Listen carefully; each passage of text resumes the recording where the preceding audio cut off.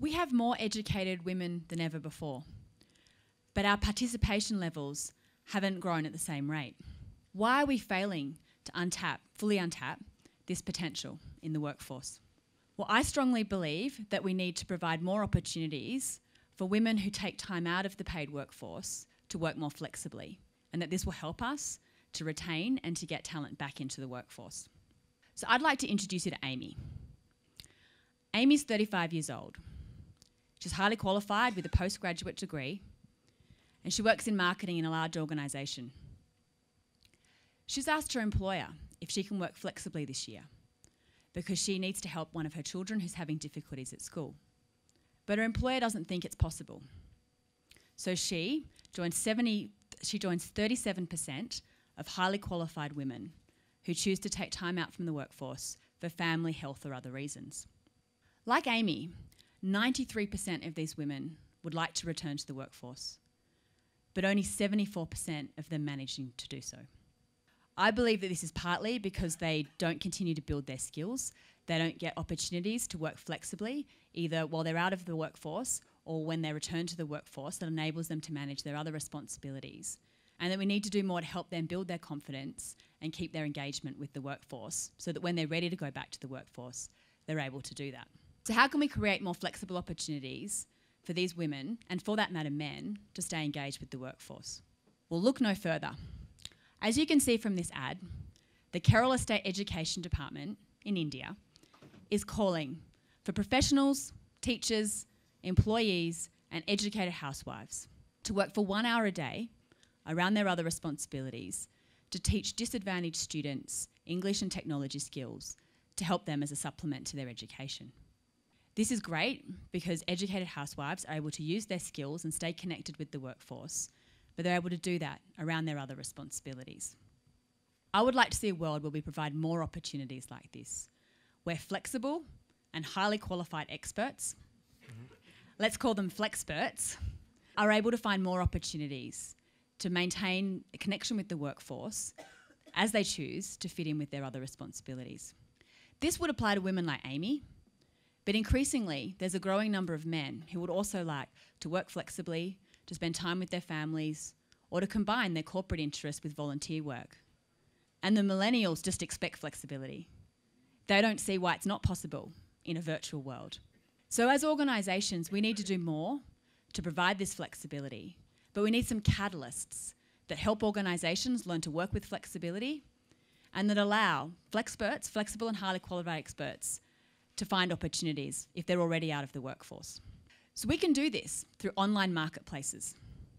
For example, there is already an online marketplace called TaskRabbit. Some of you may have heard of or used TaskRabbit, but it's for people like me that can't build IKEA furniture. You can log on to TaskRabbit and you can find somebody to build IKEA furniture to run a personal errand. And TaskRabbit, who's been vetted by the organisation and has a reputation index, is able to do that task for you. The fantastic thing about TaskRabbit is that 70% of the workers were previously unemployed or underemployed. So it's tapping a new part of the workforce and creating opportunities for people to build skills and create jobs. I would like to see us extend this. I believe there's a strong market for online marketplaces for flexperts. How would this work? Well, someone like Amy would be able to apply to be a flexpert to an online marketplace. She would have an interview, a reference check, and if she was successful in joining this curated community, she would be able to bid to take on work. For example, to build a brand identity for a small organisation might take 3 to 5 days of work over a few weeks or over a month. It enables her to use her skills around her family commitments when her kids are at school, and importantly, it allows her to stay connected with the workforce. How would this work for a company? Well, a company would know that this is a curated community. When they need some talent that they'd like to work with flexibly, they're able to log on and find somebody who's got a reputation index, so they know how they've been performing, and it gives them an opportunity to perhaps meet people that they might be able to recruit when those women are ready to go back to work. It also gives them a chance to trial flexibility and train their managers on how to work with people in a flexible way. And why is this good for the economy and society?